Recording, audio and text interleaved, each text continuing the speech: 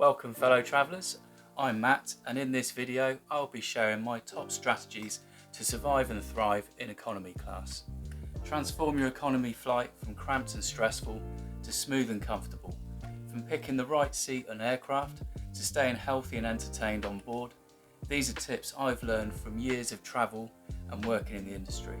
Whether you're jetting off on holiday or heading halfway around the world, this guide will help you arrive at your destination feeling refreshed. So grab a cup of tea, buckle up and let's get into it.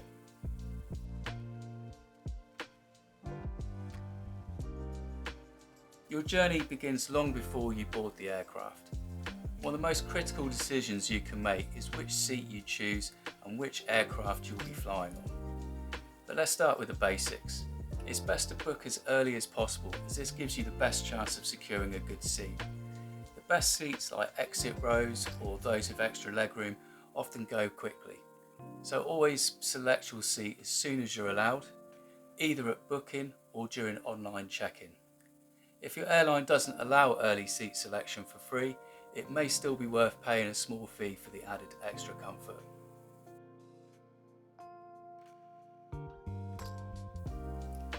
Also be picky about the airlines you fly with because the seat pitch can vary, because not all economy seats are the same.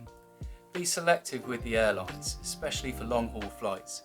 Carriers like Emirates, Singapore Airlines and Japan Airlines consistently offer around 4 extra inches of legroom and better service in economy. In fact, many Asian and Middle Eastern airlines stand out for their high standards, even in the lowest fare classes. It's worth spending a little extra for the airline known for passenger comfort.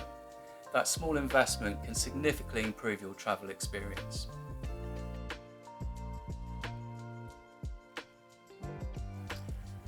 The type of aircraft also matters, particularly with the newer aircraft, as they tend to be quieter, more fuel efficient and offer better cabin pressurization and humidity levels, which reduces dehydration, fatigue and jet lag. Some of the quietest and most comfortable aircraft currently in service include the Airbus A380, which is the world's largest passenger aircraft, is known for its quiet, smooth ride and spacious double-deck cabin. It offers wider seats, more legroom and often includes premium amenities even in economy. Its sheer size reduces turbulence impact, making it one of the most comfortable aircraft for long-haul travel. The Airbus A350 is known for its quiet cabin, wider seats and advanced air filtration system. With higher humidity and lower cabin altitude, it helps reduce jet lag. It has a spacious layout, LED lighting and a smooth ride also make it another top choice for long distance comfort. The Boeing 787 Dreamliner, with its swept-back wing design, offers a quieter, smoother ride with larger windows and better cabin pressurization. Its composite materials reduce weight and improve fuel efficiency. The Dreamliner's improved humidity, air quality and lower altitude cabin pressure enhance passenger well-being on long-haul flights. The Airbus A220 is a next-generation short to medium-haul aircraft with a quiet cabin, large windows and a 2-3 seating layout, making it ideal for comfort on regional routes. It offers wider seats and better fuel efficiency and is praised for its smooth flight experience and modern interior design.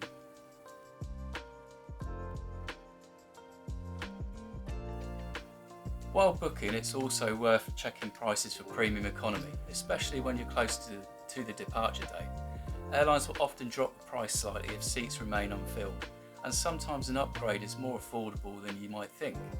While it usually costs around 80 to 100% more than standard economy, you're getting better meals, wider seats, priority boarding and around an extra 6 inches of legroom. I'll go into premium economy in more detail in a separate video.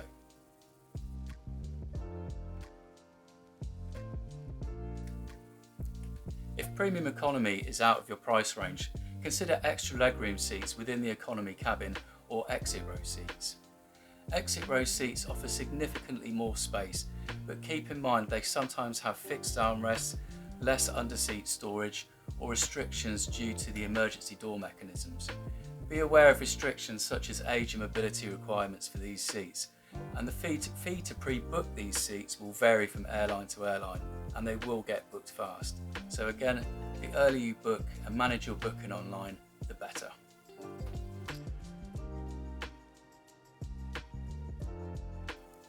A window seat offers views, a wall to lean on for sleep, and fewer disturbances from fellow passengers. However, it limits mobility, and you can feel trapped at times, especially if the person next to you is asleep. An aisle seat provides easier access to the toilets and ability to stretch, but you may be disturbed by other passengers needing to get out. Personally, I always like to go for an aisle seat as I like to be able to stretch my legs without bothering anybody.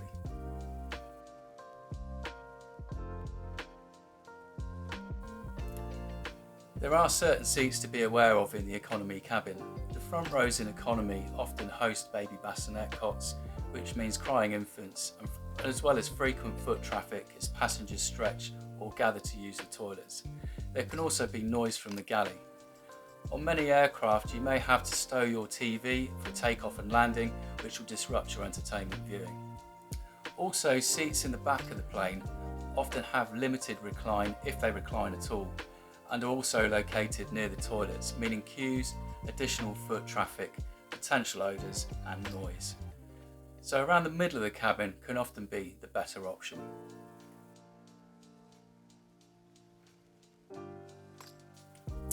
Here's a few top tips for you. Once you board, it's always worth asking the crew if there are any better seats or upgrades available. If the flight is quiet, you may be able to upgrade to the next cabin for a smaller fee. These last minute deals are often the cheapest upgrades you'll be able to find, but they will be subject to availability. Alternatively, if the flight isn't full, keep your eye out for an unoccupied middle row or middle row seats. You will need to stay in your assigned seat for takeoff, but as soon as the seatbelt sign is off, move quickly but politely to claim them, especially in a wide-body aircraft with a 343 seat configuration. This has worked for me several times where I've been able to lie flat over the middle 4 seats, but this definitely requires a bit of luck.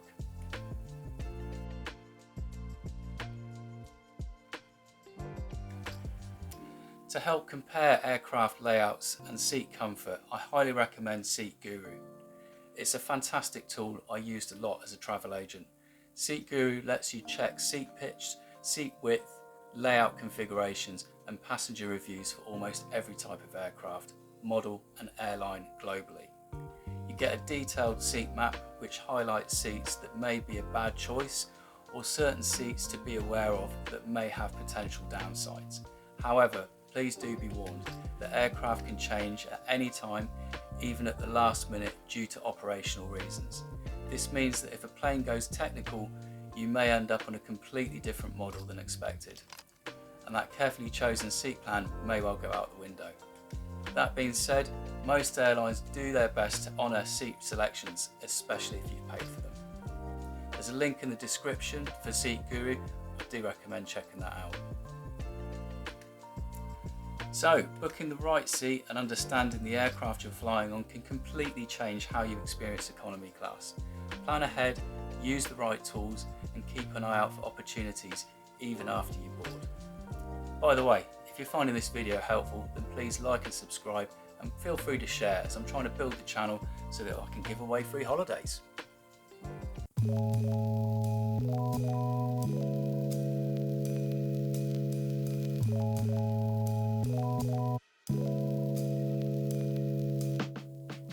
So let's talk about comfort on board. The first rule of in-flight comfort is being organised. Pack your carry-on bag thoughtfully so that everything you might need during your flight is within easy reach. Use pouches or compartments for items such as headphones, snacks, toiletries and documents.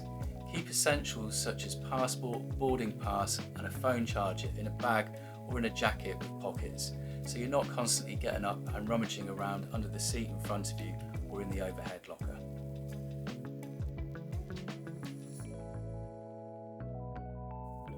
One of the biggest game changers for flying comfortably is investing in a good quality pair of noise cancelling headphones.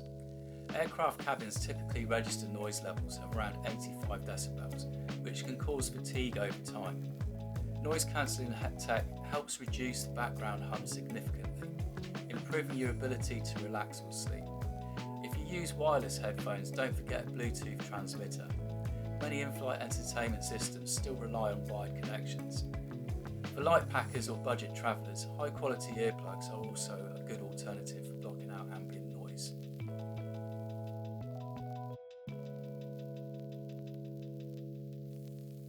A good quality neck pillow is essential, especially on the longer flights. Look for one with memory foam and proper neck support.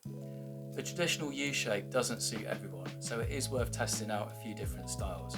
Maybe pair it with an eye mask to block out light. This is particularly useful if the cabin lights are on or if you're trying to rest during a daytime flight.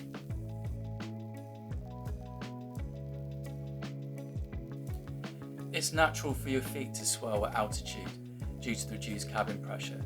Taking off your shoes can improve circulation and comfort. This is always one of the first things I do when I get on board, and I usually put them on just before landing. But do wear clean socks and ensure your shoes aren't emitting odours. Compression socks are also a good option, especially on long haul flights, as they help prevent swelling and lower the risk of deep vein thrombosis or DVT.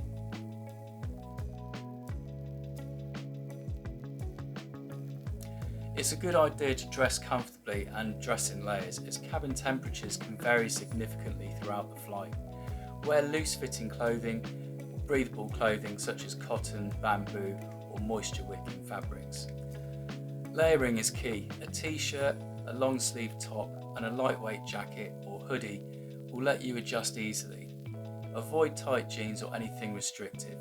Also choose clothing with pockets, which helps keep important items like earphones and charging leads within easy reach.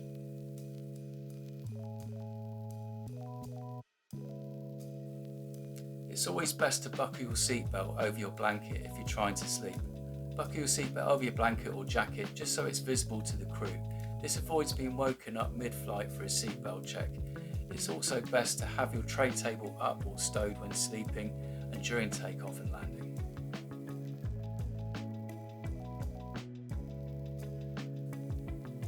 I recommend creating some kind of in-flight personal care kit with travel items under 100ml. Suggested items I would include are things like a toothbrush and mini toothpaste, biodegradable wet wipes, deodorant, breath mints, moisturiser and maybe some lip balm. Aircraft cabins have very low humidity, often under 20%, so moisturiser and lip balm help keep your skin hydrated. Use these items just before landing to freshen up.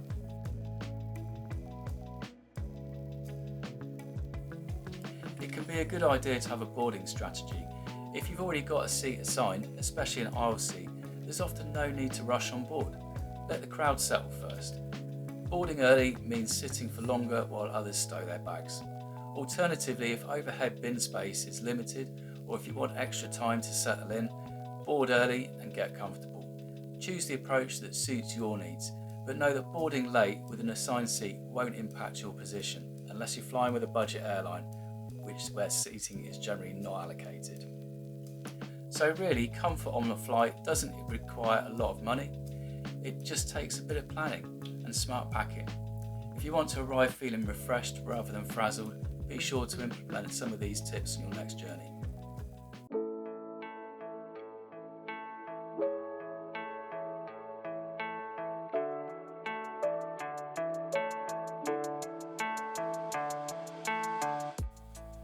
So let's talk about health on board.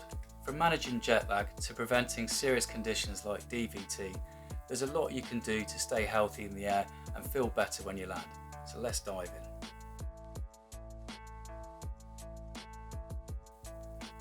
So what is jet lag?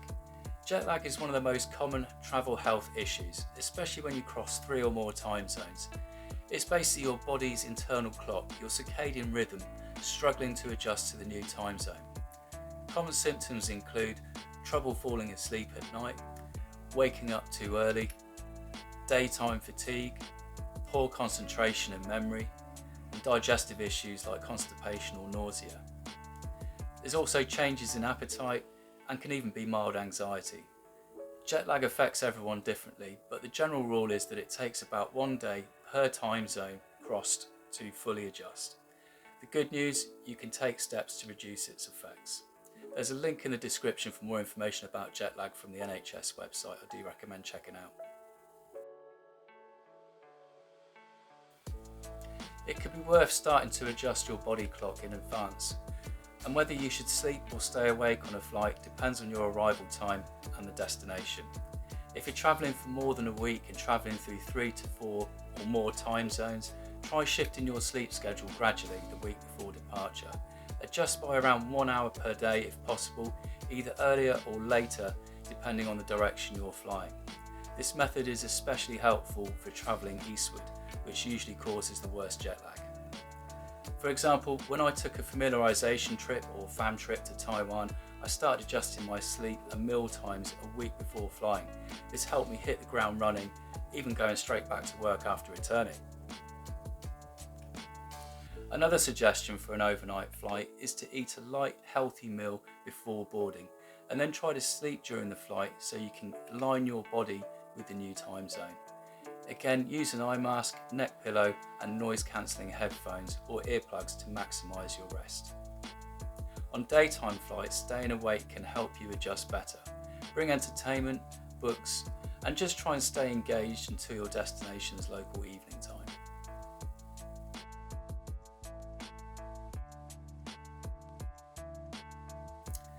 There is much discussion about using melatonin tablets to help jet lag. However, these are not recommended by the NHS as there's not enough evidence to show that they even work. As for sleeping tablets, have a chat with your GP or medical professional to discuss the pros and cons of using them on a flight, and be aware that they often have addictive properties.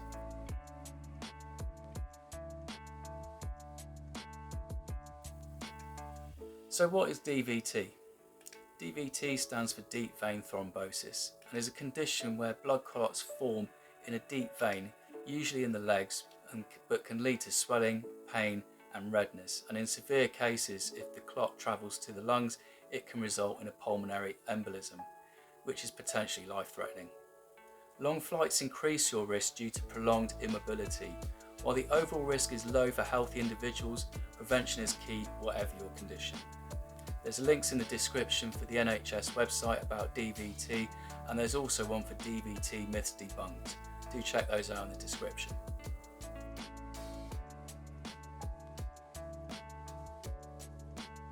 There are ways of preventing DVT, such as wearing compression socks, also known as flight socks, especially on flights over 4 hours. These help improve blood flow and reduce the risk of clotting. There's a link in the description about the pros and cons of flight socks from Healthline. Have a look at that one too. The most important thing with DVT is to move around regularly. Try to stand up and stretch your legs every hour if possible.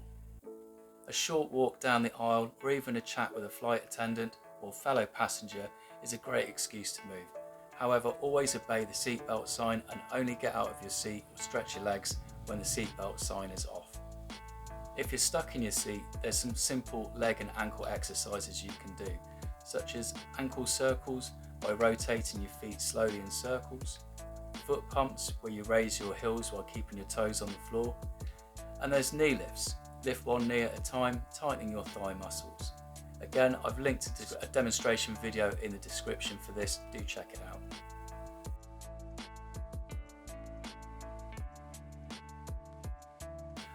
One of the most important things to do in the air is to stay hydrated, as dehydration is a major issue. The humidity in the aircraft cabins is only around 20% or less, and is far lower than we're used to on the ground. So always drink plenty of water and aim for a cup every hour if possible. You may wish to bring a refillable bottle and ask the crew to top it up.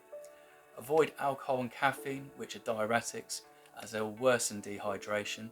Even though alcohol may help you feel sleepy, it disrupts your sleep quality and contributes to jet lag. If you do drink, limit it to 1 or 2 drinks and alternate with water. You may also consider bringing electrolyte supplements such as tablets or powders, which help maintain hydration and energy, particularly if you're heading to a hot or humid destination.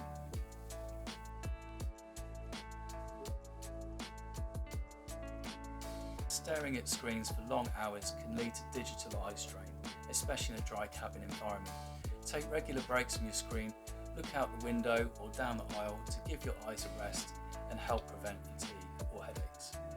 Consider using screen filters or blue light blocking glasses if you're watching for a long periods of time or have sensitive eyes.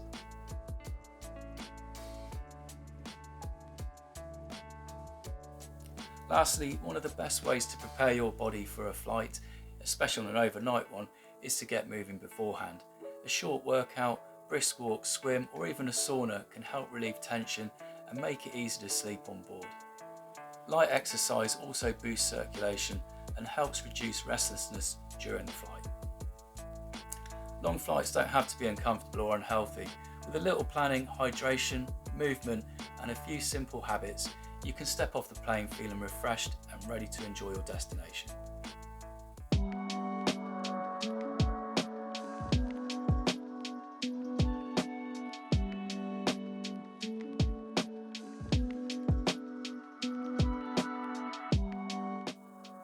Scheduled airlines these days usually offer an extensive in-flight entertainment system. Depending on the airline and aircraft, you'll often find new release and classic movies, TV series and documentaries, podcasts and radio stations, audio books, music playlists, and games and digital puzzles.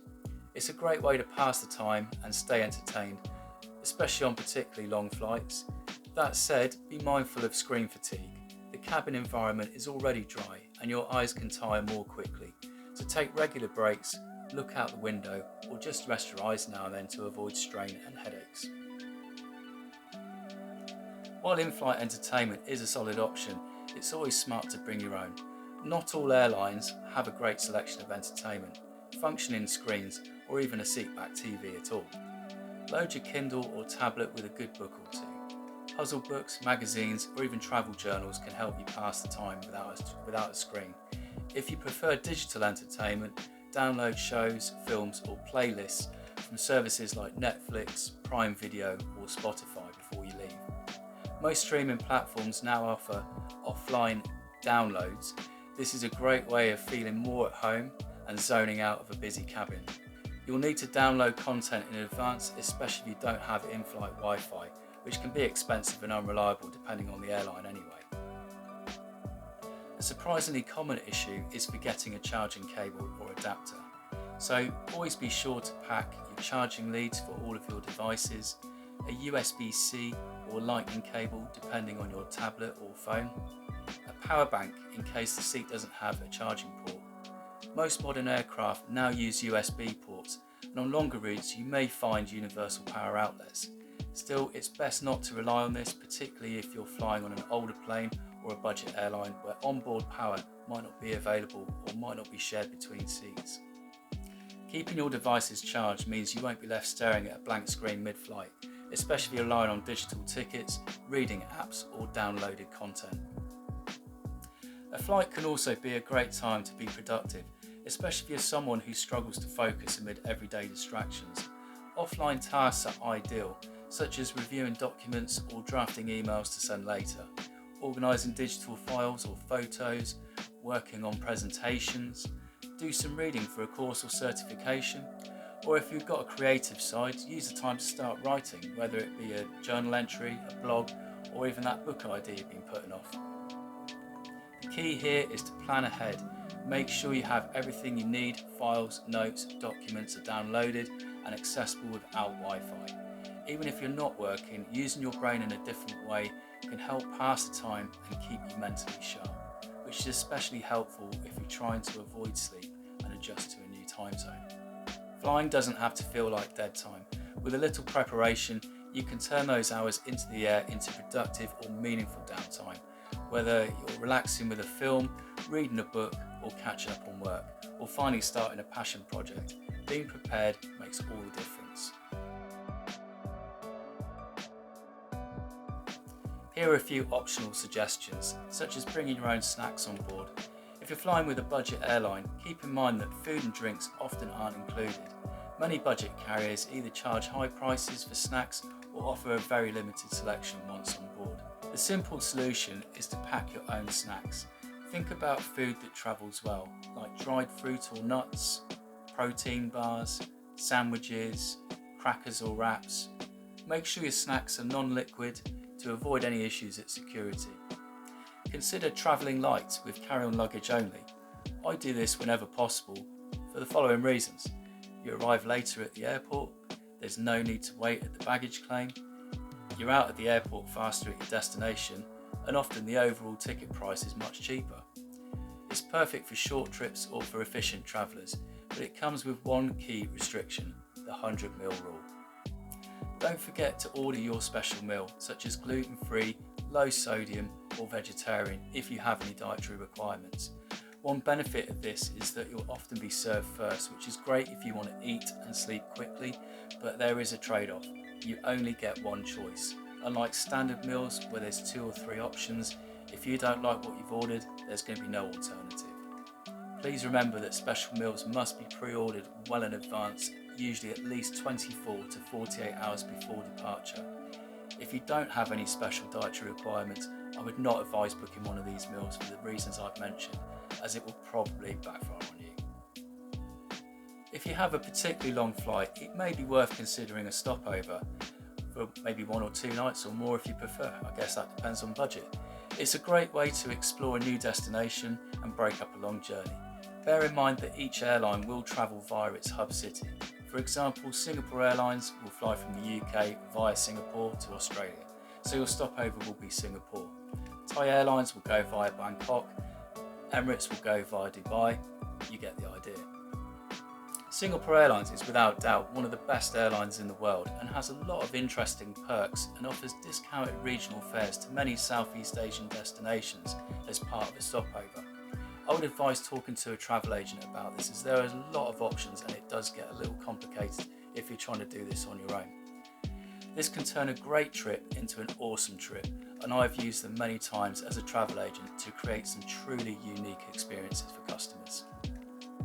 It's also worth noting that Singapore Airlines offer a range of 2.5-hour city tours for passengers in transit of 5.5 to 24 hours, and is an excellent way to make the most of a long connection, get out the airport and see some sights. There's a link in the description for this. If you'd rather rest, a transit hotel at major hubs like Doha, Dubai or Changi Airport are a game changer.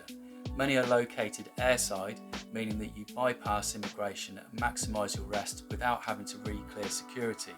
Even a few hours of proper rest can make a huge difference, especially if you're continuing a long journey or arriving late at night.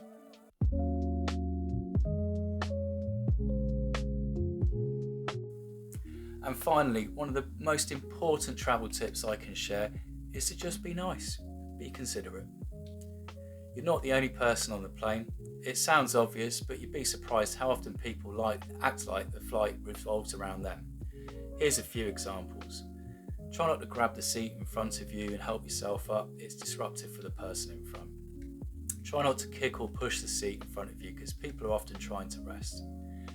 Keep your belongings in your space, as no one wants a foot or a bag spilling into their area. And when reclining your seat, take a moment to look back and check politely with the person behind you.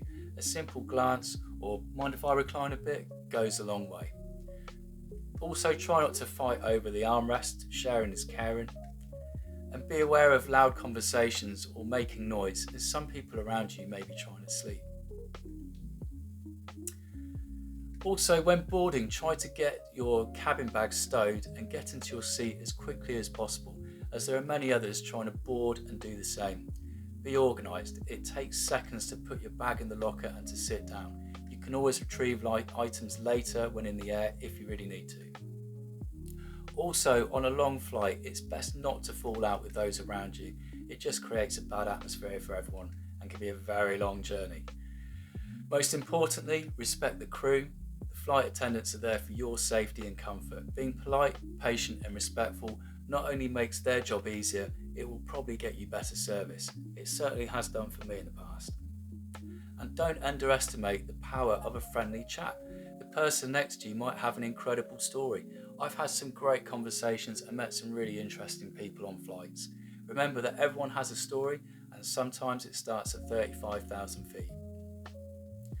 So that's your complete guide to surviving and even thriving in economy class, from smart seat choices and in-flight comfort tips to staying healthy and making the most of your time on board. These small changes can make a huge difference. If you found this video helpful, please give it a thumbs up, subscribe, and let me know in the comments if there's anything I've missed and what is your top tip for staying sane and civil in economy class. Thanks for watching. Remember to check the links in the description, and I'll see you in the next one. Clear skies and safe roads. Take care.